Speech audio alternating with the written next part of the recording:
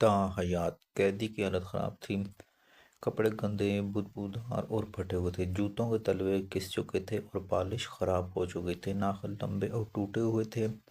इनमें मैल भी थी। सर के बाल गैर तराशुदा, खुश्क और उलझे हुए थे। आंखों के गिर्द हल्के थे और गालों की जिल्द फटी हुई और साथ ही माथे पे मैल जमी हुई थी। गर्दन की सलवटें काली पड़ चुकी थी। कमीज़ के कफ लटक रहे थे। बाजू के बटन टूट चुके थे। इसकी सिलाई लिपट चुकी थी और आंखें बेआराम नींद की गवाही दे रही थी, जबकि जिस्म एक्सरसाइज की कमी के बायस टेढ़ा मेढ़ा और ढीला हो चुका था। वो मुख्तलिफ इंसान था। जज इसे देख के हैरान होने लगे। वो कभी इसका बॉस रहा था, इसे इसका कर्फ्यू, इसकी आन बान शान और तकमात अच्छी तरह याद थी। इन्हें याद था कि आज से 2 साल कबल जब तक इससे मुलाकात के लिए जाते तो इसे हाथ में लाने से पहले अपने हाथ पर परफ्यूम लगानी पड़ती। ये अपनी शर्टों और कोटों की क्रेज सीधी रखने के लिए घंटा घंटा पर कुर्सियों पर तन कर बैठते थे, लेकिन आज वो शख्स खस्ता हालत की तस्वीर बन कर कटहरे में खड़ा था और ये अपनी कुर्सियों पर आराम से बैठ कर इसे देख रहे थे। और हाँ, ये जज जब कमरे अदालत में दाखिल हुए तो कैदी को इसके एहतराम में खड़ा भी होना पड़ा और जब तक ये अपनी कुर्सी पर जम कर बैठ नहीं गई, कैदी इस वक्त तक दूसरे हाज़रीन के साथ खड़ा रहा। जजों में से निस्बतन सीनियर ने लंबी और ठंडी सांस ली और सोचा, वक्त भी कितना ज़ालिम संग दिल होता। और साथ ही अदालती कार्रवाई शुरू करने का ऐलान किया। ये कैदी कौन था? ये दुनिया का मशहूर तरीन हुक्मरान सद्दाम हुसैन था। ये अदालत बगदाद में अमरीकी फौजियों की कड़ी निगरानी में लगी थी। वो सन 2004 की गर्मियाँ थी। जज ने कैदी से पूछा, आपको जेल में कोई तकलीफ तो नहीं? सद्दाम हुसैन मुस्कुराए और जज की आंखों में आंखें डाल के बोला, ज़्यादा तकलीफ नहीं, लेकिन 2-3 इशू हैं। एक, जूता पुराना और टूटा हुआ दिया गया है। मेरे कपड़े गंदे और खस्ता हो चुके हैं। 3, मुझे सिगरेट पीने की इजाज़त नहीं दी जाती। और 4, मेरे नाखून नहीं तराशे जाते और बाल नहीं कटवाए जाते। वो खामोश हो गए। जज ने पूछा, हम इस मामले में आपकी क्या मदद कर सकते हैं? सद्दाम हुसैन ने अर्ज़ किया, मुझे एक बाल्टी और कपड़े धोने का साबुन दे दीजिए ताकि मैं अपने कपड़े खुद धो सकूं। मेरे नाखून और बाल कटवा दीजिए। मुझे नया जूता दे दिया जाए। दिन में कम से कम 3 बार मुझे सिगरेट पीने की इजाज़त दे दी जाए। जज साहब ने फ़ौरन हुक्म जारी कर दिया और इसके बाद 2 जेल कत्ले आम के केस की समात शुरू हो गई। सद्दाम हुसैन के हुक्म पर 1982 में 2 जेल में 148 शिया मुसलमान कत्ल कर दिए गए। 13 दिसंबर सन 2003 को पकड़ने के बाद सद्दाम के खिलाफ 2 जेल कत्ल आम का मुकदमा बना दिया गया और इस सिलसिले में बार बार अदालत पेश किया जाता था। वो सन 2004 की दोपहर भी इसी सिलसिले में जजों के सामने पेश किया गया। जज की मेहरबानी से इसे कपड़े धोने का सामान और सिगरेट की इजाज़त मिल गई, लेकिन इन्हें यहाँ रुकिए। सद्दाम हुसैन को अदालत के हुक्म पर कपड़ों का नया जूता भी दे दी गई। यूँ इसके बाद 2 जोड़े कपड़े और 2 जूते हो गए थे। सद्दाम हुसैन ने इजाज़त की दूसरे दिन अपने सेल की दीवार के साए में बैठकर अपने कपड़े खुद धोए थे। किसी अमेरिकी फ़ौजी ने इसकी तस्वीर खींची। वो तस्वीर लीक हुई और फिर इसे पूरी दुनिया में देखा। तस्वीर आपकी याददाश्त कॉलम के आंखों दोबारा शेयर कर रहा हूँ। सद्दाम हुसैन की कपड़े धोने की तस्वीर देखें। इसके बाद ज़रा तस्वीर का ये शख्स 7-8 माह पहले क्या था। सद्दाम हुसैन सन 2003 में दुनिया का ताकतवर तरीन, अमीर तरीन और बाअसर तीनों हुक्मरान था। इराक़ में इसके 300 महल, विलास, हॉम्स और पेंट हाउसेज है। ये तमाम एक से एक बढ़कर थे। दुनिया के महंगे तरीन ड्रेसेस डिज़ाइनर इसके लिए खसूसी कपड़े से खसूसी सूट सीते। चनाचे इसके अलमारियों में हज़ारों सूट थे। इसने किसी वक्त कौन सा सूट पहनना था, ये फैसला एक स्पेशल टीम का था। ये लोग ड्रेसिंग के स्पेशलिस्ट थे। इसके कमरों, वाशरूम्स और ड्रेसिंग टेबल पर हज़ारों किस्म के परफ्यूम थे। इसके लिए खसूसी खुशबूयात भी बनाई जाती। ये इन्हें अपने मेहमानों में तकसीम करता जाता। गाड़ियों का कोई शुमार नहीं था। सिर्फ बगदाद के महल में इसकी 250 ज़ाती गाड़ियों, 2000 गाड़ियों की पार्किंग थी। बगदाद में इसके कपड़ों की ड्राई क्लीनिंग के लिए रॉयल वॉशिंग सेंटर था, जिसके सरबराह को इसने एजाज़ी कर्नल बना दिए थे। इसके संगार क्यूबा से बराह रास्त बगदाद आते। ये अपनी खुशबू की वजह से पूरी दुनिया में मशहूर थे। इसने मूछों और बालों के लिए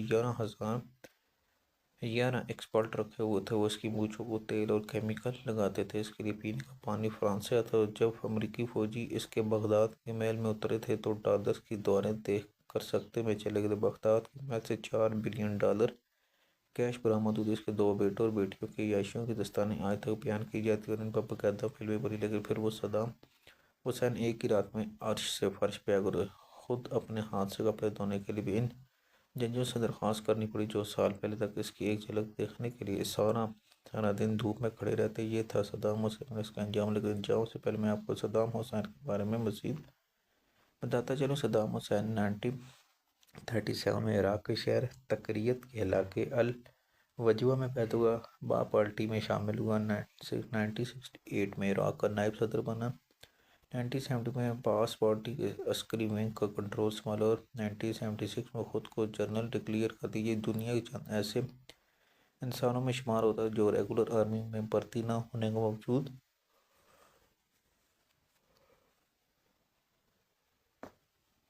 जनरल बल्कि फील्ड मार्शल बने। सद्दाम हुसैन ने 1976 में ख़ुद को जनरल डिक्लेयर कर दिया। जब 1979 में इराक़ का सदर बना तो उसने ख़ुद को फील्ड मार्शल का टाइटल भी दे दिया ताकि पूरी ज़िंदगी यूनिफॉर्म ना उतारनी पड़ी या कभी रिटायर ना हो। ये 1970 से सन 2003 तक सदर रहा। 1979 से 1991 और फिर 1994 से सन 2003 तक वज़ीर आज़म का ओहदा भी इसके पास था। ये इसके साथ चीफ जस्टिस भी था। चनाचे जज की तकरीरी भी ये खुद करता और मुजरमों की आखिरी अपील भी इसके पास आती है। ये इराक़ का ताहया यूनिफॉर्म सदर था। ये ईरान से 8 साल लड़ता रहा। इसमें 10 लाख लोग मारे गए लेकिन किसी एक जंग की वजह पूछने की हिम्मत नहीं थी। इसने 1990 में कुवैत पर कब्ज़ा कर लिया और इसने 2 मरतबा अमरीका से जंग छेड़ दी मगर पूरे मुल्क में कोई शख्स इससे इन जंगों पर सवाल नहीं कर सकता। लेकिन फिर सन 2003 में इराक़ पे हमला हुआ।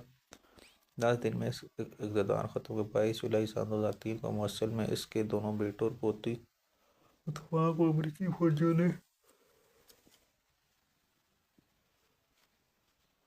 गोली मार दी और ख़ुद 13 दिसंबर सन 2003 को तकरीर में अपने फार्म हाउस के करीब ज़मीन के खुराक से मिला। ये टनल खोद कर इसमें बैठा था। इसके बाल लंबे और दाढ़ी तवील थी। बहरहाल इसे पकड़ कर खुसूसी अदालत में पेश कर दिया गया। 1 साल एक केस चला जिसके बाद इसे फांसी की सज़ा सुना दी। सद्दाम हुसैन ने सज़ा कबूल कर लेकिन आखिर में उसने अदालत से दरख्वास्त की मुझे फांसी पर लटकाने के बजाय फायरिंग स्क्वाड के सामने खड़ा करके गोली मार दी जाए।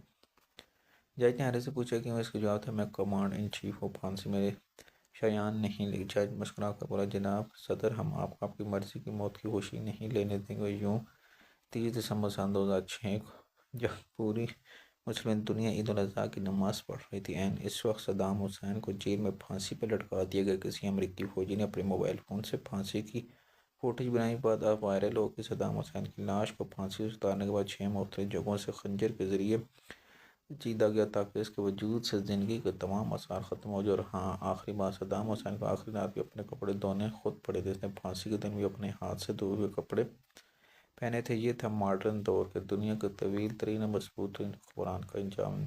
वो 1968 से सन 2003 तक मुसलसल 35 साल इराक़ जैसे अमीर मुल्क का हुक्मरान हुआ। चीफ जस्टिस भी था, फील्ड मार्शल भी, वज़ीर आज़म भी, सदर और इराक़ी अवाम का नजा देंदा भी। लेकिन आपकी इसकी वसीले आखिर में इसकी मर्ज़ी की मौत भी नसीब नहीं हुआ। अपने कपड़े धोने और सिगरेट पीने के लिए अदालत की इजाज़त का मुताहता चलाते। याद रखना हम सब महज इंसान है बेबस बेख्तियार और मोहताज। इस कायनात का सिर्फ एक फील्ड मार्शल है इसका नाम अल्लाह है। ये सारे फील्ड भी इसी के और मार्शल भी जब ये चाहता है किसी को भी इख्तियार इक़्तिदार इज़्ज़त दे देता है और जब इसका मन बदल जाता है तो इंसान ख्वाह कितना ही फैल या ताकतवर क्यों ना ऐसे सेकंड में इन लोगों को मोहताज बनाते जिनकी तरफ से आँख उठा कर देखना गवारा नहीं करता। ये बात याद रखें कायनात में हयात भी इसी की है। इस हयात को तायात बनाने की ताकत भी सिर्फ और सिर्फ इसी की पहले आता है। इसके इख्तियार में ख़यानत की कोशिश न करें। हम इंसान हैं हमारे पास सिर्फ एक ऑप्शन है वो ये कि हम इंसान बन करें खुदा की खुदाई में हाथ डालने की कोशिश न करें।